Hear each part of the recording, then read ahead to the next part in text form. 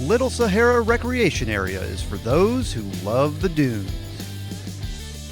Its 100 square miles of sand, sagebrush, and sky are the perfect place to get together for an off-road meetup. This first-time event brought together over 70 sand cars, sand rails, and dune buggies under the shadow of Sand Mountain. It was a good turnout. You know, me and my wife spent all season handing out flyers. We made these like cheesy flyers. So everybody that had a buggy, we'd just go up, say what we were doing, and a lot of them were just like, dude, this is awesome. We should have done this a long time ago. The sand car community and even the UTV side-by-side community, they're all awesome. You know what I mean? We just needed something that, I don't know, brought all the sand cars and the dune buggies and that whole era together.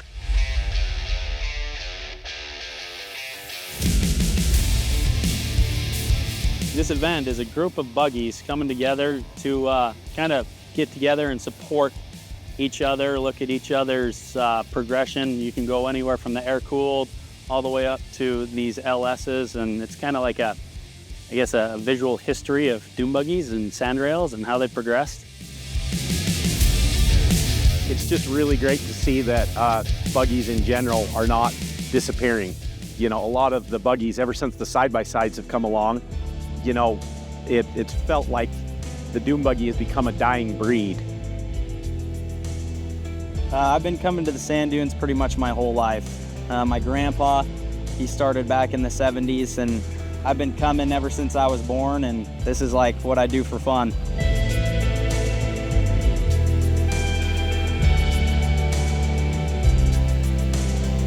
Super unique. There are so many different ideas of how you can build one. Like, mine's real old school, but I look at what the guys have done now, and it's amazing the technology they put into it. It's outrageous what they've done. Just between from small air-cooled basic old school technology all the way up to fuel injection, LS, superchargers, turbochargers, making big power. It's really fun. They're very unique. Everybody has their own touch to them, and especially the home-built ones like this. Everything here is all handmade, and there's real craftsmanship involved in it. If it breaks, you have to go home and fix it yourself, and I appreciate the fact that it shows talent and people being able to do stuff. I like that.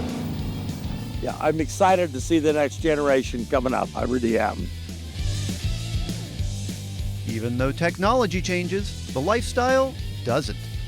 Everyone wants to conquer Sand Mountain, but really, it's still all about the problem solving, having fun, going fast, and building cool machines. They're all a little bit of Frankenstein's monster. For example, I've used just in one wheel bearing assembly, a wheel bearing from a Buick, a stub axle from a 3/4 ton Chevy truck, and the rotor from Acura MDX, all just in the combination for my brake and my wheel hub assembly.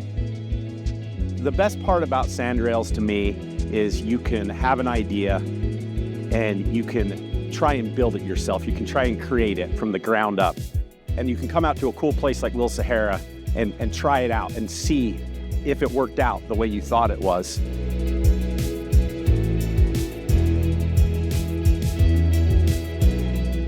We all are in it together, and we like to look at each other's equipment or rides or toys. Let's call them what they are. We're just big kids out here in a giant sandbox having the time of our lives. It's just, we're immersed in it, and it's our life.